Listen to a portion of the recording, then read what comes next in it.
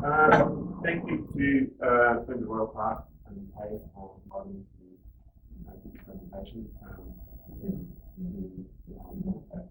This presentation, I've learned a lot. My name is Andrew and I'm doing a PhD at the Trobe University with Associate Professor Stephen Morey, who's had a lifelong interest in languages of the Melbourne area, Victoria in general. Yes. When you turn to that screen, that's when your voice goes. Okay, sure.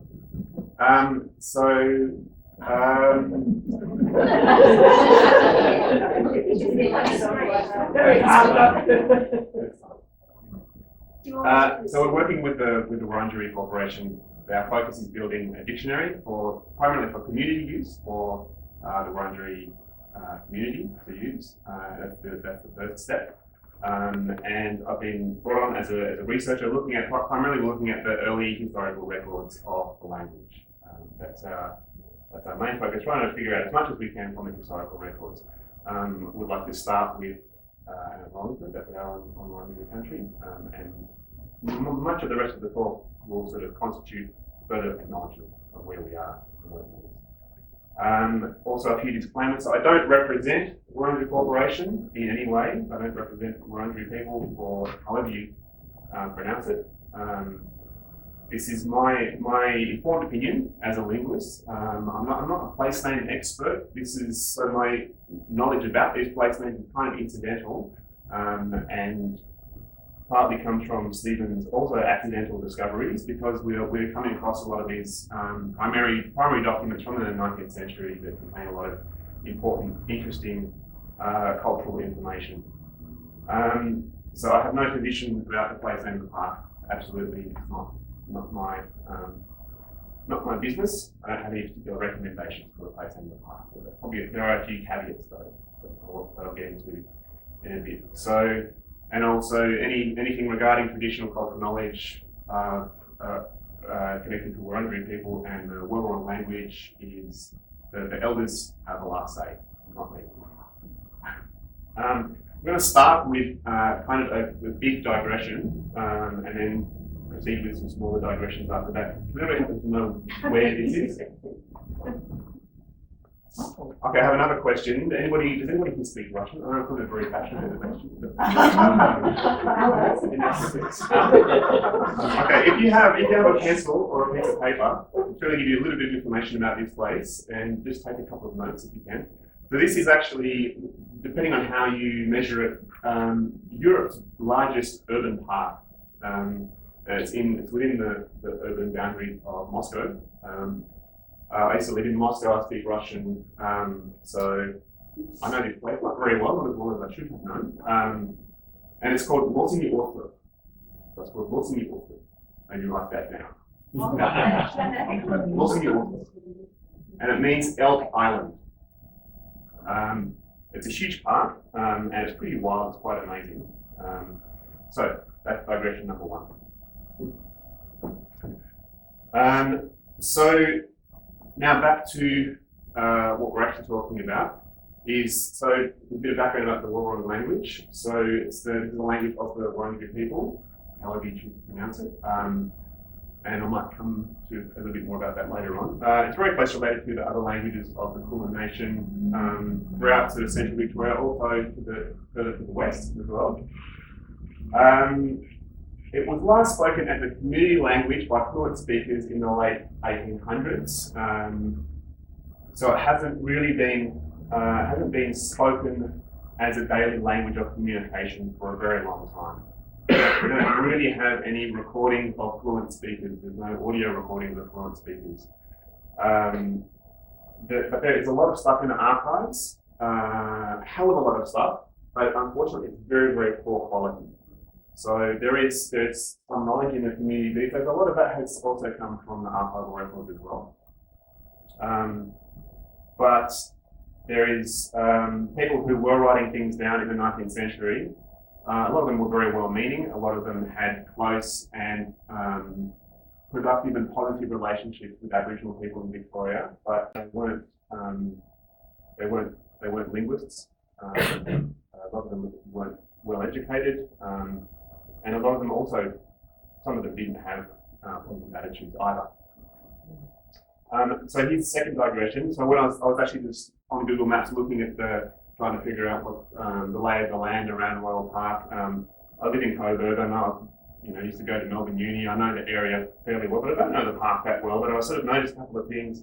Some of you might know about Parkfield Gardens. Is that something that's sort of come up here? So this is in that to the north, just to the northwest of the park. There's this housing development. That was the the original use of that housing development was? Yeah, as a housing development. Yeah, so as a housing development in 2005-6, it was for the Commonwealth Games athletes. Yeah, I imagine there would have been a fight there. So, and I noticed a couple of interesting things about this development. So there's some interesting street names in there. I don't know if you've noticed them, but for example, we have, I don't know if you can see that, we have Gulliver Avenue. I don't know how locals pronounce it. My guess would be Gullet or Gallardo probably. There's also Bunjil Way there. And there's Curate Crescent. And there's Barrack Street. And there's Willem Street, or is it William Street? And it was a little bit confusing because when I zoomed in on this one, I noticed that Google Maps had Willem Street on this stretch and William Street on this stretch, and I thought that's a little bit implausible that there'll be two almost identical street names on the kind of the same stretch of road. So then I had to refer to, I didn't even know still existed, but there is a Melway website, which I think was a bit more authoritative, and yes, I can confirm that it is Willem Street. So all of these are Wurundjeri names. So, probably almost half the street names in that development are Wurundjeri, and I assume that came about through a process of consultation and so on. Now, Gulliver Avenue, I assume, comes from, I believe it was Barry Blake's work in the early 90s. He sort of has done the most authoritative work.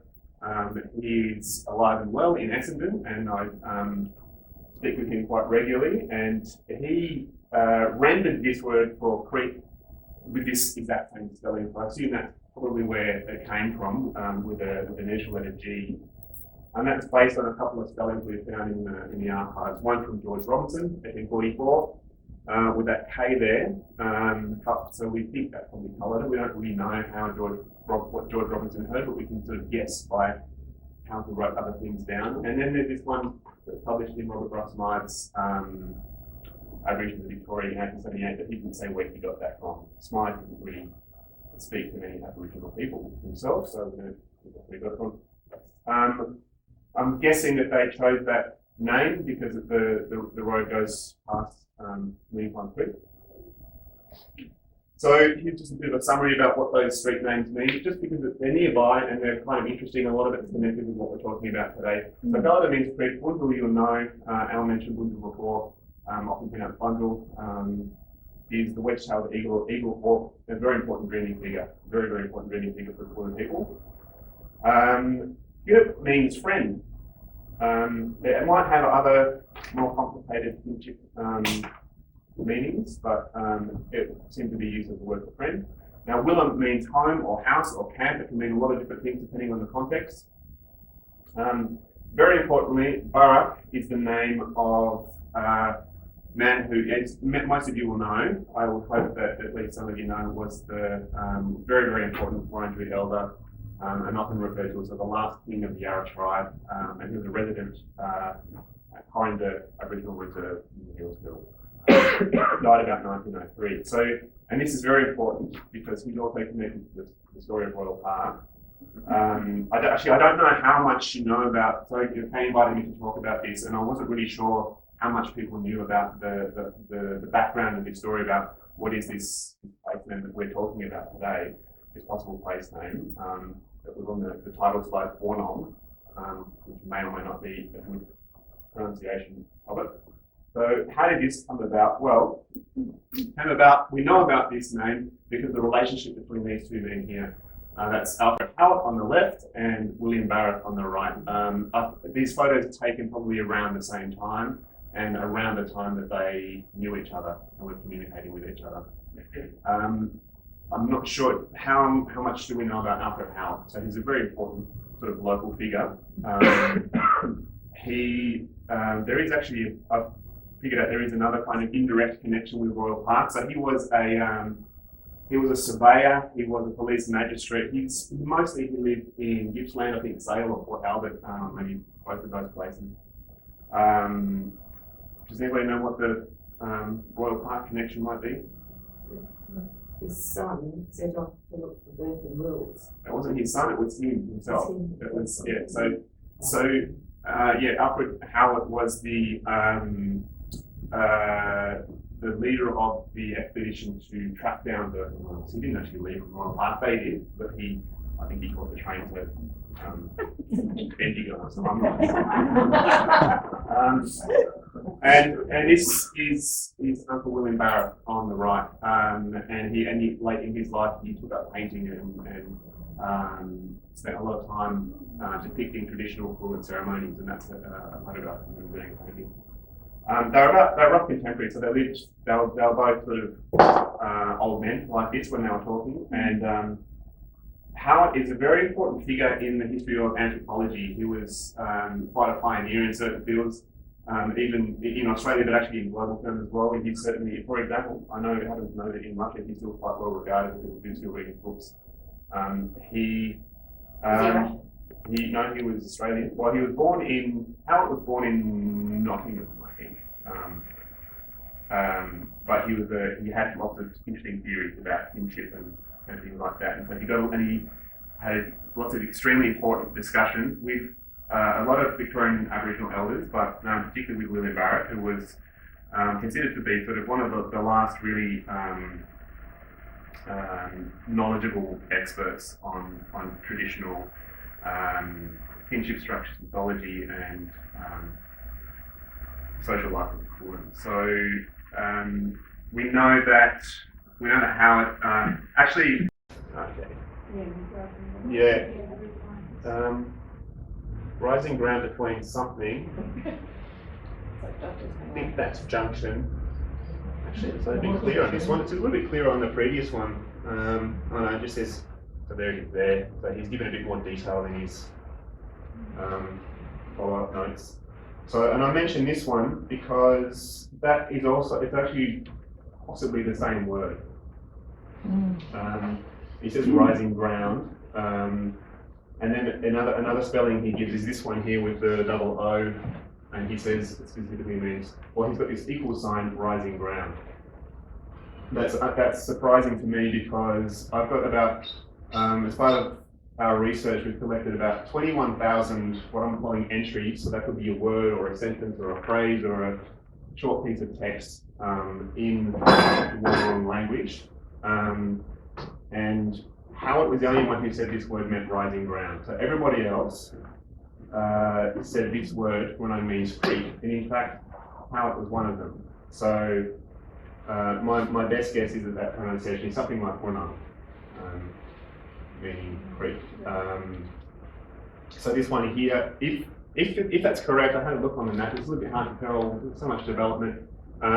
It's possible that if this is the same word, then it may have been referring to Gardiner's Creek in the eastern suburbs there. Anyway, so how it's not necessarily reliable or accurate. So just a caveat there. So as I mentioned, there's not really that QUOR sound in Kulin languages, so I'm a little bit skeptical, but it's certainly understandable that you might have used that sound because of the way that the k sound and the oop sound squish together.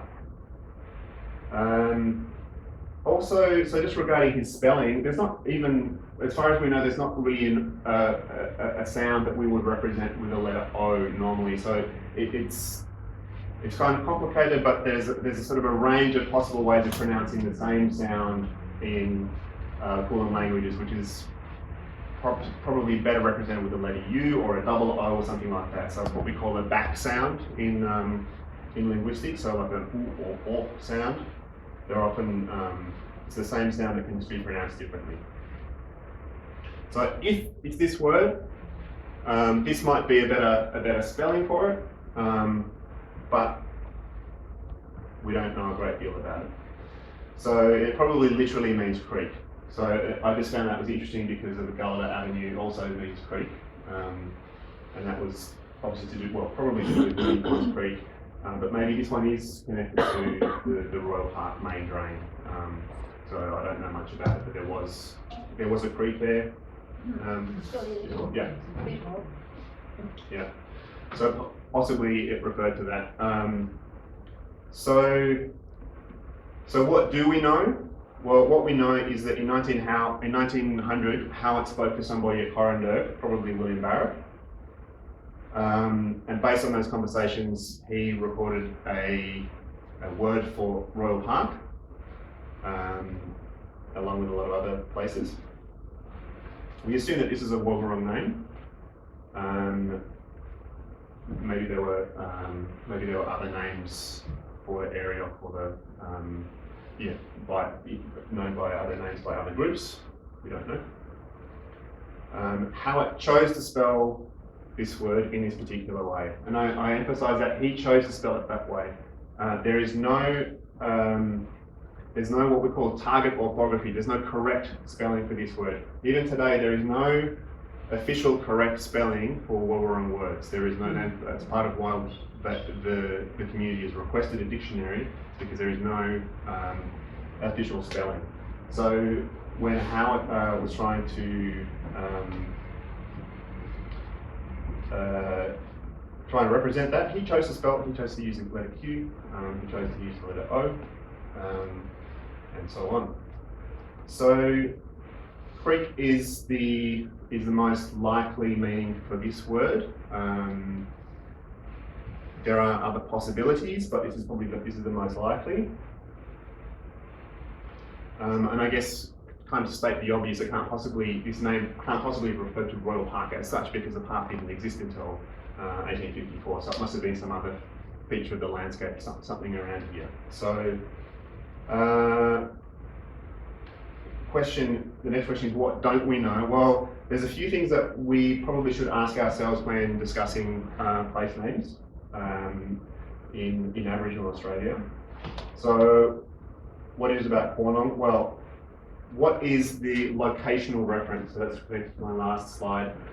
What specific place does this name refer to? Does it refer to, is it a huge place? If it does mean creek, is it just the creek itself? Maybe maybe how it did record some meaning of QUOR that meant a riverbank, somehow connected to a creek, like a rising riverbank. We don't know. We don't have any evidence for that. Was it well, I'll come back to that. So what is its etymology? So that's the literal meaning of the word. What's its etiology? So how did it come to have this name? And what's the phonological form? What's the pronunciation of this word? And then, of course, what's an appropriate spelling? So, and these are all big questions. Actually, we don't really know the answers to any of these questions at this point. So, in general terms, my research is still at a relatively early stage. The community is at a relatively early stage in language revitalisation work. It's a huge question. I'll come back to that. I'm also going to come back to this place now. So, what's the name of this place? Okay, how do you spell it? If you showed me the Russian, I pronounce it with pronounce it for you. How do you spell it? Well, it's how you're saying it. It's Musi. Did you write it? Who wrote it down? Who's going to spell it for you? I'm listening to it. Anyone write it down? There's no wrong answers. There's no wrong answers. And you say it again. And then O-S-T-R-O-B. L-O-S-I-N-G. I. Lucy. Yes, L-O-S-N-G-I. Yep, and then O-S-T-R-O-B. O-S-T-R-O-B. Okay, that's pretty good. That's pretty close. Okay, is this an appropriate name for this park? Or is this an appropriate spelling? Okay, well, you don't know. I'm not a native speaker of Russian, so I can't really offer you definitive advice on this question. What does it mean again? Okay, well, actually, that's not quite right either. because some of you might know there are no elk in Russia. Yeah. So a better translation, if you ask a native speaker, they would say, well, it means Moose Island. Actually, it means Moose Island. But, you know, I have more experience with elks, so I forgot about moose, so I told you the name was elk. It's not reindeer. It's not reindeer, no. It's too far south. It's probably moose. So that was interesting that so this sound here, I said Losinyi Ostrov. Now the sound that I was producing there at that spot is called it's the technical term for it is a palatal nasal. So it's a sound that we don't really have in English, but many English speakers will hear that as like an NG sound, which we call a velar nasal. It's a very common problem, and it's a very common problem for Aboriginal languages as well. All we have is white fellas renderings of them. They'll often do exactly the same thing. They'll have an NG where it should be something like an NY or something like that, or vice versa, because these sounds occur in places that we don't often expect them in English, particularly, for example, at the beginning of words. English speakers can't hear them at the beginning of words. So, anyway, one way of rendering this word might be, that one's actually correct. The second one, I think that's actually great. Yeah, you've done a good job with that one. Well, when I say correct, it's still not quite the right spelling. Why is it not the right spelling? Because it's a different alphabet as well. So it's not culturally appropriate for me to be spelling it like this, unless there's some agreed way to do it that the community decides on. So It depends how it's spelled in Russian. yeah. Because they pronounce the vowels, Y and E, E and U. That's right. So they have different vowel sounds, and that's another issue here. There's a slightly different vowel sound here from here that isn't important for English speakers, but it's very important for Russian speakers, as Kay said. And that can be very confusing for English speakers. And if you had a naive English speaker writing down some Russian word, they would almost always get it wrong. They just speak French. Well, the French one is slightly different again. So here are some possibilities. So maybe it was just the generic word. If this was the correct term, maybe it was just a generic word for creek, and it doesn't actually pick out a particular spot in the landscape. It just means, oh yeah, that's where the creek is. Yeah. And so. So William Thomas, this is particularly William Thomas, Chief Protector George Robinson, Daniel Bunce, once referred to as Victoria's first scientist, which is a bit of I would say he was maybe Victoria's first scientific fraud.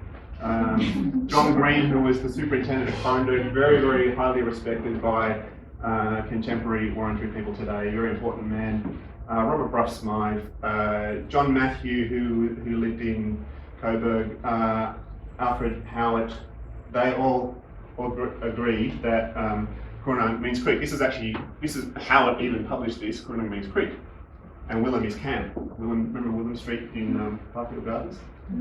So Howard knew this word meant creek as well, but he spelled it a different way. Maybe it's a name for a specific creek. So it could have been this Royal Park Creek, Royal Park Main Drain. Maybe that was the name of that. Because we actually have lots of other words recorded for different kinds of.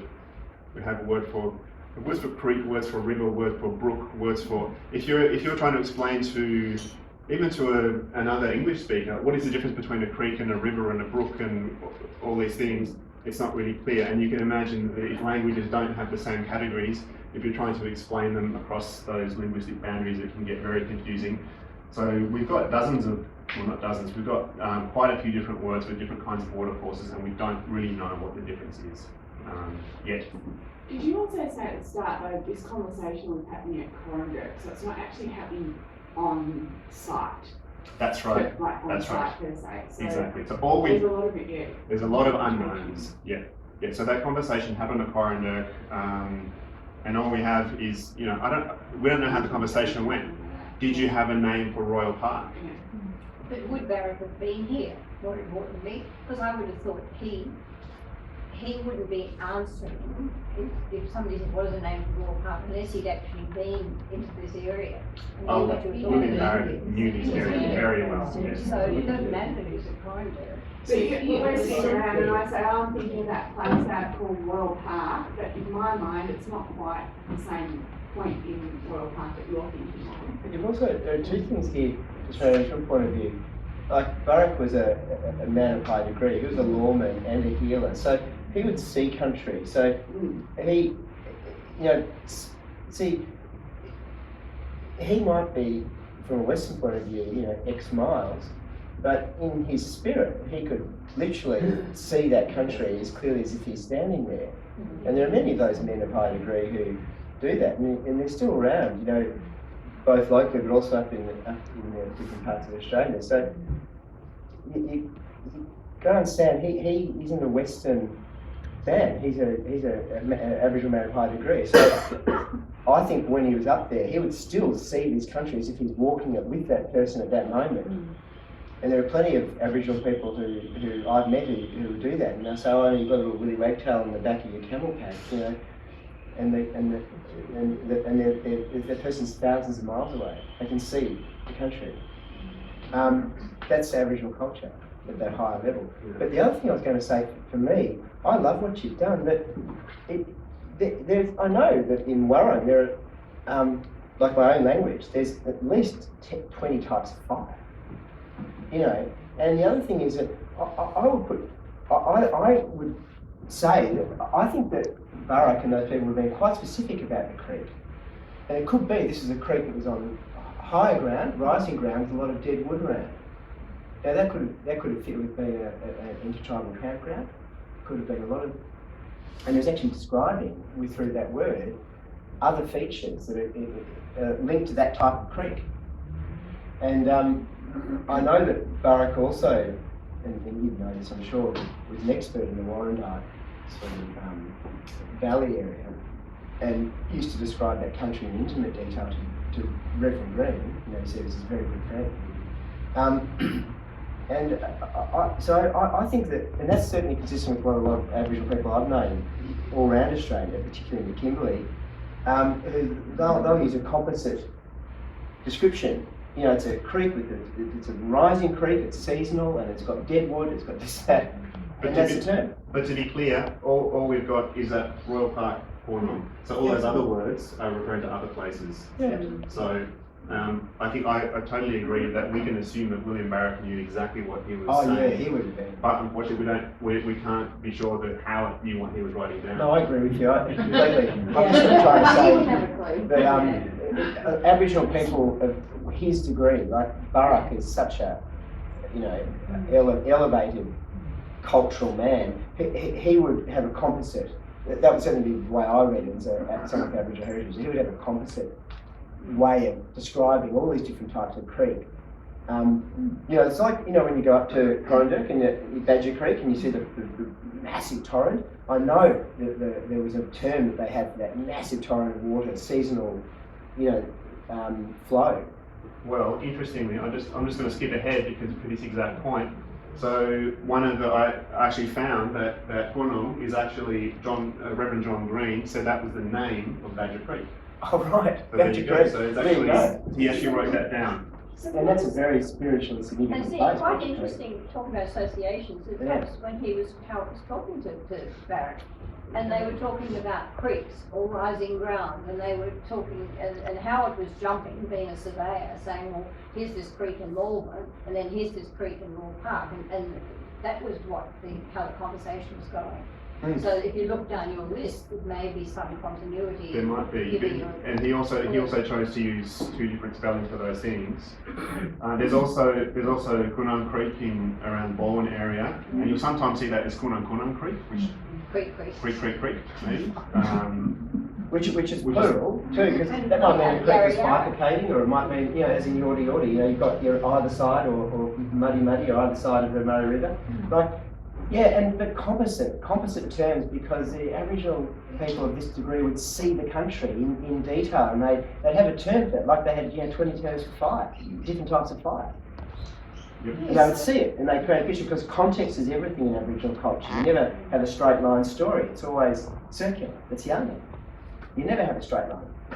There is also a NONG road in Carnegie, which is just near the Malvern corner. Yeah, right. But what I'm hearing you say is that our way of naming things is the colonial way. So we've got the Murray River. When you think of all the landscapes along the Murray River, there's probably 1,000 names for, you know, the various different environments and habitats and landscapes along the Murray. So an Aboriginal name will describe like a geo point, a geotag that we use. It's a different concept of naming. And I was just thinking as I walked the dog around the park today that there's just so many different landscapes in Royal Park that they would have known that and they would have described, they would have had language for all those different, you know, whether there was a rise, whether there was a grassed area, you know, the rocky formations. So in a sense, we're trying to apply arbitrarily an Aboriginal's authentic name in a very Western way, aren't we? Yeah, but I also feel like this is a very fascinating thing you're doing as a young man, because I think you will uncover these composite naming, which is a very Aboriginal cultural construct. We've come across, Yeah. dozens and dozens of place names that haven't necessarily been. But you're also trying to Yeah. use European designed landscape. There was very little of the original Royal Park. When you talk about walking around in the grassland here, that's all part of the master plan. And it was really only over on the other side that was any resemblance of that original landscape.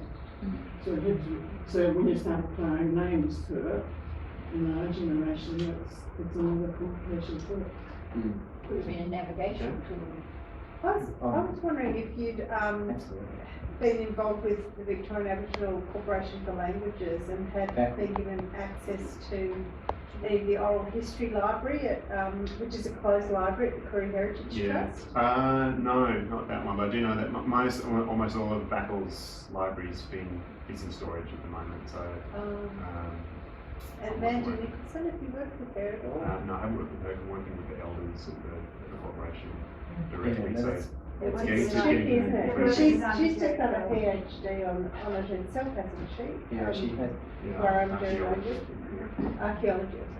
But that would be fantastic for you, because that is a great resource that Jan mentioned. That all the different tribal groups around Victoria have got elders telling stories in language and stuff. Yeah. I mean, it's a closed library, I know, so you'd have to. And I don't know how much of it's actually in language and how much it's just them telling stories. There are a few place names were recorded sort of orally in the 1960s by linguists, but in the sort of Hillsville area. Yeah. So the elders that you two were speaking to, like said they've been in Royal Park and whatever, how did they call it? Oh, it's called the park. Yeah, they don't like the Royal. The park, but yeah, I mean, my hunch is that you're going to come up through your research with an understanding of some of these composite names, because it's like possums. Like I was brought up with this. So, a possum had a particular name. It was the right time to eat it. A particular time of the year. It had and there were lots of these names. And now so Wallet and Barnell are the two everyone knows, like in Warren. But there were loads of them. Yeah. Because it was functional too. A word that meant about you eat this sort of possum now. Well, I guess that's kind of my probably final point is that there's just so much more research that we need to do, and working with Wurundjeri, with the elders. That's excellent work. All we've got so far is just this one single note that's really hard to interpret for various reasons in these manuscripts, and we're pretty sure it came from Barra, but beyond that, it's a little bit hard to say. Maybe refers to a creek. That's as much as I'm prepared to say at the moment. And anything further, sort of, I guess, it needs to be done in consultation with Wurundjeri. And, you know, language is a living thing, so if it evolves into something else that, you know, Yeah, that's life. Wurundjeri people kind of develop and claim. I know there was that really interesting project done by a musicologist who was working with the community on a language reclamation project where they got together and sang all the place names and, you know, street names and. Was that Victoria? Yeah, just names they knew were Aboriginal, but it was just this process of singing and reclaiming language that was important. Yeah, actually, there's a guy you should get in touch with, Aaron QUOR. You know that guy who heads up the Indigenous Knowledge Initiative, Marcia put him in? Yeah. You know, and they've got Michael Shaw Fletcher as the Aboriginals. It was a big deal when that happened because he's not Aboriginal, but he's a very interesting man, and he's done a lot of this work in different tribal groups around Australia in terms of the same words. But for you as a linguist, you know, he might have quite a knowledge of these composite sort of terms. Yeah, Aaron QUOR, he's a professor there. Marcia put him in that runs the Knowledge Institute. You should get in touch with him. Nice guy too. Good work. Yeah, it's really interesting. Yeah, well, that's Thanks, pretty much Andrew. it. And I think we've just moved into general.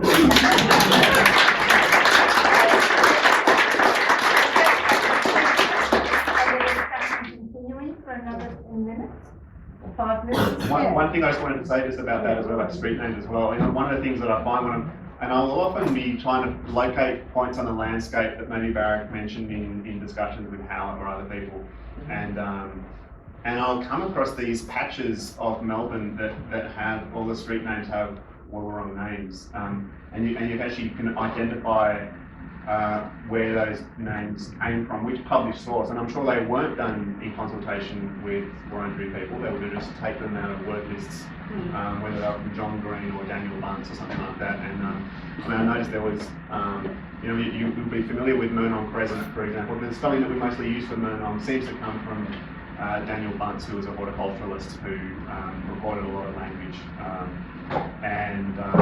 Yeah, funny little pockets of street names in particular, which I find quite fascinating. And some seem to be connected with people, which is very much a Western way of naming.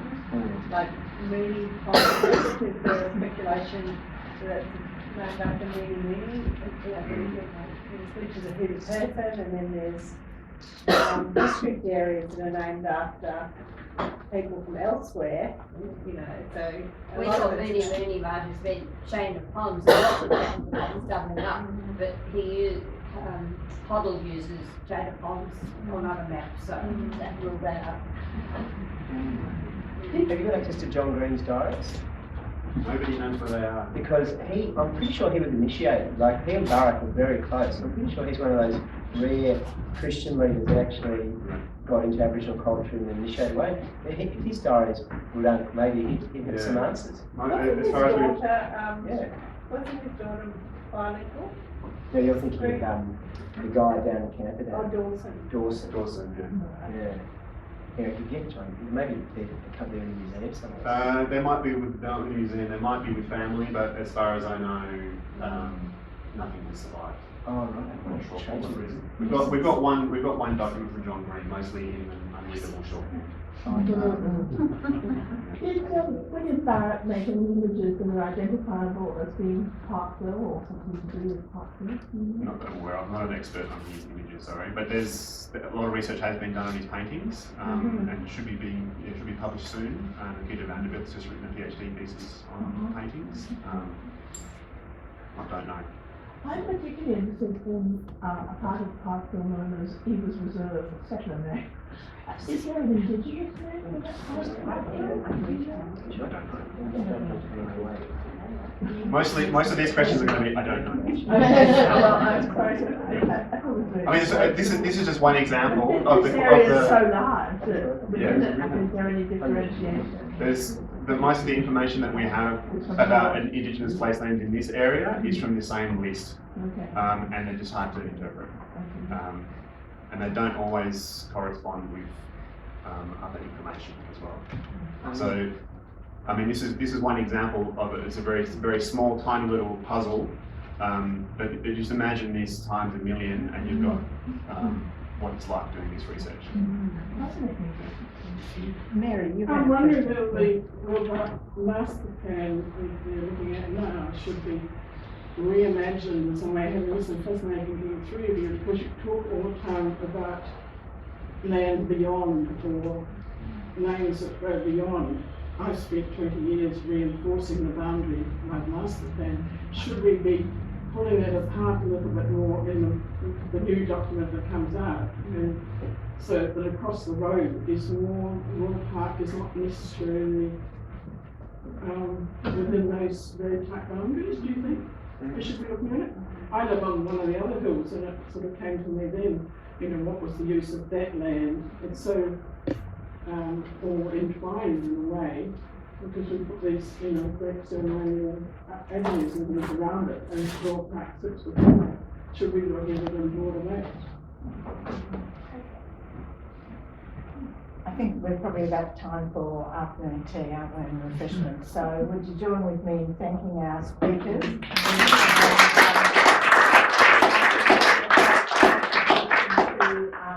Opening our minds and increasing our understanding, and clearly there's need for further discussion. And we have more gifts.